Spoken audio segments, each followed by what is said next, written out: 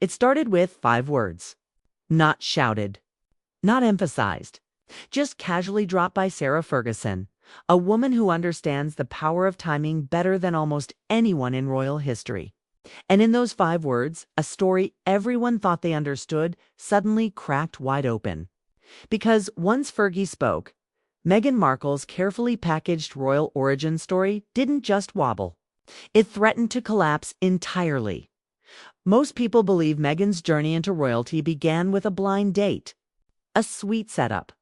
Mutual friends. Instant chemistry. A modern fairy tale that felt simple enough to be true.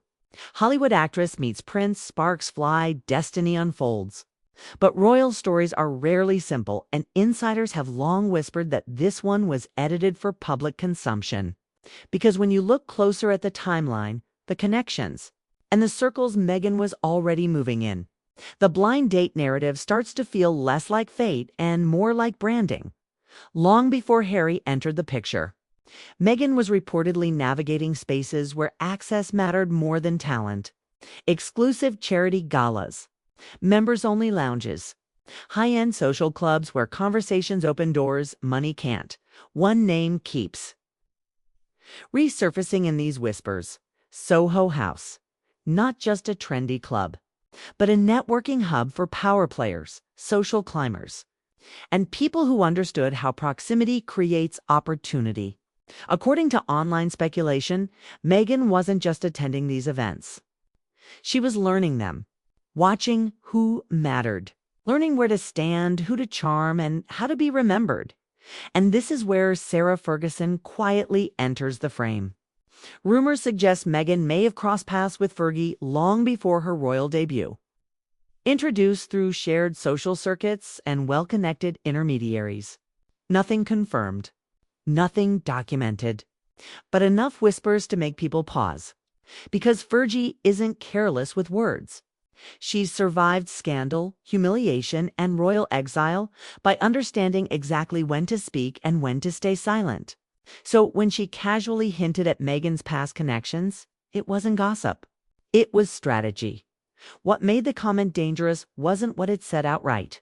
It was what it implied. Because once that door opened, another name crept into the conversation: Prince Andrew. And suddenly the entire mood shifted. Andrew's past has become radioactive. Yacht parties, billionaires, exclusive gatherings that once symbolized privilege now trigger suspicion. No one is claiming facts here. No proof has surfaced. But in royal life, possibility alone is enough to cause panic. Online chatter suggests Meghan may have been present in elite circles that overlapped with Andrew's world years before Harry. Sometimes working, sometimes networking, sometimes just being seen in the right place at the right time. Again, rumors, unverified, but powerful. Because Andrew didn't just attend parties. He was the party. His presence attracted people who wanted access, stories, or leverage. And even the faint suggestion that Meghan had navigated those same waters sent Palisades into quiet damage control mode. Then came the image people had almost forgotten, or maybe hoped would stay buried. A resurfaced photo featuring figures long associated with Jeffrey Epstein's social orbit. In the background, partially obscured, a woman in a sun hat.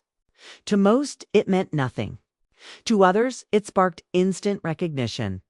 Social media froze. Screenshots spread. Side-by-side comparisons appeared. No confirmation. No clarity. Just possibility. And possibility is dangerous. The palace understands this better than anyone. They don't fear facts. They fear questions. Questions create headlines. Headlines create momentum. Momentum becomes uncontrollable. Linking Meghan, even hypothetically, to Andrew's former circles wasn't just awkward. It was catastrophic. The carefully managed image of a fresh, modern duchess clashed violently with a world the monarchy is desperate to forget. While the internet speculated, Meghan went quiet. Appearances paused. Statements stopped. Legal teams reportedly reviewed options. To the public, it looked mysterious. To palace insiders, it looked calculated. Silence can be powerful, but it can also let rumors grow teeth. Harry, meanwhile, was said to be furious. Not just at the whispers, but at the source. Fergie wasn't an outsider. She was family adjacent, someone who had been there long before Meghan arrived. That betrayal cut deep inside palace walls. Tension thickened. Conversations lowered. Doors closed faster. Contingency plans were drafted. Because this wasn't just about Meghan. It was about Andrew. And Andrew is the one name the palace cannot afford to see trending alongside anyone else. Two volatile narratives colliding creates a fire no press office can extinguish. So why would Fergie do this? Some say it was revenge. A reminder that Meghan was welcomed into spaces Fergie herself had been punished for navigating. Others believe it was distraction, redirecting attention away from Andrew when scrutiny was once again creeping close. And then there's the darker theory that Fergie was testing her power, measuring reaction, gauging chaos, possibly laying groundwork for a future tell-all that wouldn't soften edges or protect feelings. One carefully placed implication can do more damage than 1,000 accusations. Fergie knows that. She's mastered the art of saying just enough, then stepping back and letting others do the rest. And the rest happened quickly. Raised eyebrows, whispered conversations, speculative headlines. The storm didn't need proof. It only needed plausibility. The most unsettling part is what happens after the initial shock fades. Because in royal scandals, the first wave is never the most dangerous. It's the quiet period that follows.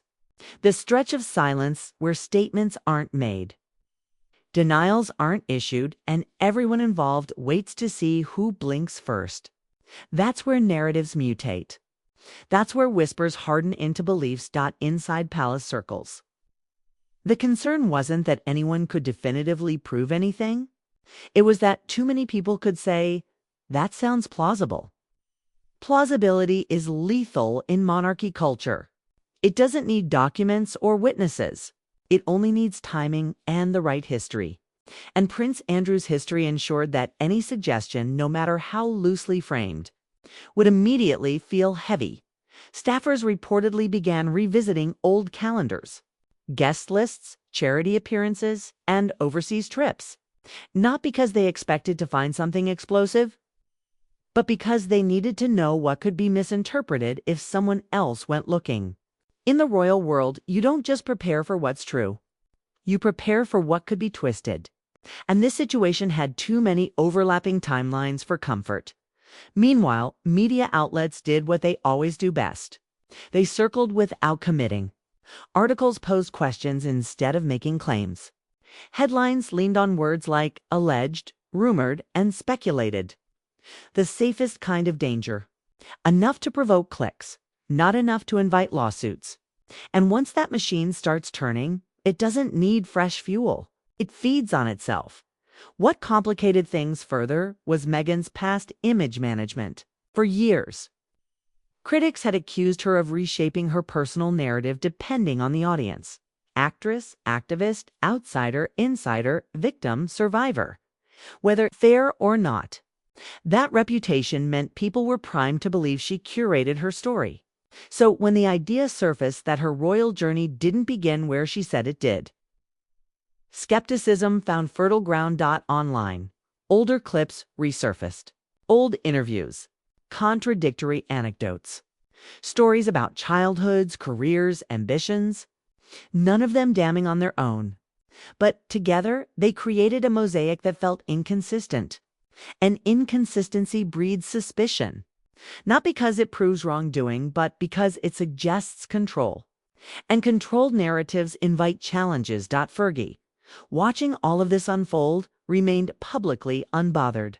No clarifications. No backtracking. No frantic attempts to soften the implication.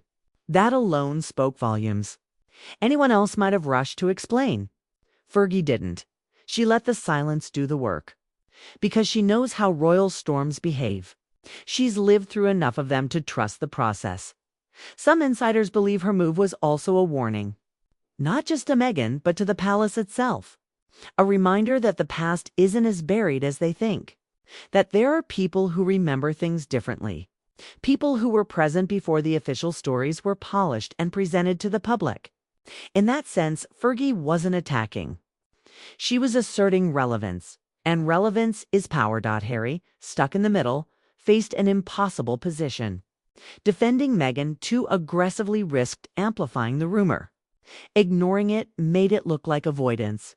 Privately, he was said to be livid, not only because of the implication, but because it reopened wounds he believed had finally closed. Andrew's shadow had already cost the family enough. Dragging Meghan anywhere near it felt unforgivable. Yet there was another layer few talked about openly. If Meghan's early proximity to elite circles was being questioned, then Harry's judgment was indirectly under scrutiny too.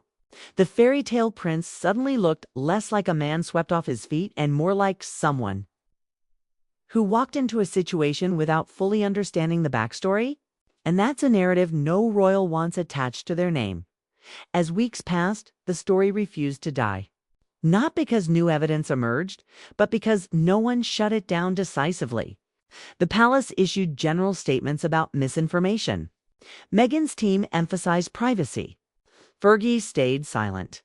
And silence, again, became interpretation. The irony is that none of this required certainty. It only required imagination. Royal gossip thrives in the gap between what's known and what's possible.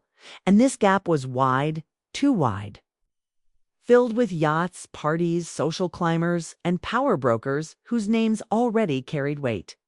When stories intersect with existing scandals, they don't need to be true. They only need to fit. Behind closed doors, senior advisors reportedly asked the same unsettling question over and over. What if something small resurfaces? Not a smoking gun? Just a photo? A guest list? A travel record? Something mundane that, in the wrong context, looks explosive. That's how modern scandals evolve. Not through revelations, but through reinterpretations. And this is why Fergie's comment landed like dynamite. She didn't accuse, she didn't elaborate, she didn't explain. She simply reminded everyone that Meghan existed in royal-adjacent spaces before Harry. From there, the internet and the press did the rest. Fergie understands that chaos doesn't need guidance. It just needs permission. The longer this lingers, the harder it becomes to contain. Even if nothing ever surfaces, the question remains, and questions stick. They follow public figures for years, resurfacing whenever timing makes them useful. That's the quiet curse of unresolved speculation. For now, Meghan remains withdrawn. Harry remains defensive. The palace remains cautious, and Fergie remains exactly where she wants to be. Untouchable. Observing, knowing that she has reminded everyone of one simple truth. In royal life, the past is never really past. It's just waiting for the right moment to matter again. And with one carefully chosen comment, Sarah Ferguson made sure it did. And here's the part that makes this situation impossible to fully shut down. Even if tomorrow every rumor vanished, every article was deleted, and every photo was explained away, the seed has already been planted. In the court of public opinion, planting the seed is the win. You don't need a verdict. You don't even need evidence. All you need is a lingering sense that the official story left something out. That's what keeps palace advisors awake at night. 'Cause this wasn't a random tabloid theory pulled from nowhere. It piggybacked on existing discomfort. Andrew's past, Soho House's reputation, Hollywood's long history of transactional relationships. When narratives overlap like that, people start connecting dots whether they should or not. And once those dots exist, erasing them becomes almost impossible. What makes Meghan such a lightning rod in this situation is how polarizing she already is. To supporters, she's a woman who challenged an outdated institution and paid the price. To critics, she's someone who mastered image building and leveraged victimhood. When Fergie's comment landed, both sides interpreted it in ways that confirmed what they already believed. And that split only intensified the noise. Some began reanalyzing Meghan's early interviews with a harsher lens. Why certain details changed. Why timelines felt fluid. Why some relationships were emphasized while others disappeared entirely. Again, none of this proves anything. But it feeds the narrative that her story has been curated rather than lived out loud. In a monarchy built on tradition and continuity, curation feels suspicious. Meanwhile, the palace found itself trapped by its own history. If they denied too aggressively, it would look defensive. If they ignored it, it would look evasive. They'd been burned before by both approaches. So they chose the third option. Delay. Let the news cycle move on. Hope another scandal steals attention. That strategy works most of the time. But this time, the story had legs because it involved too many unresolved ghosts. Andrew is the biggest one. His name alone carries enough weight to keep any rumor alive. Linking anyone new to his orbit, even hypothetically, reopens wounds the monarchy desperately wants sealed. That's why this wasn't treated like normal gossip. It was treated like a containment issue. And then there's Fergie herself. It's the woman people underestimate at their own risk. She's been written off as reckless, embarrassing, even irrelevant. But she's still standing, still invited, still informed. She's survived by understanding leverage better than almost anyone in that family. She wanted attention, she knows how to get it. If she wanted protection, she knows how to negotiate it. And if she wanted to remind people that she knows things, this was the cleanest way to do it. Some royal watchers believe this was also a message to Meghan directly. A reminder that access works both ways.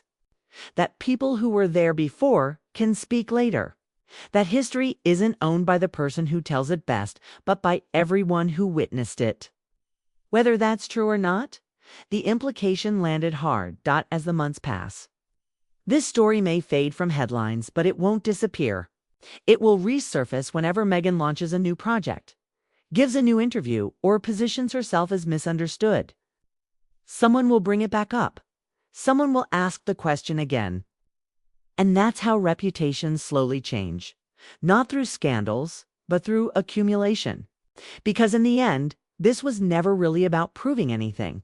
It was about destabilizing certainty.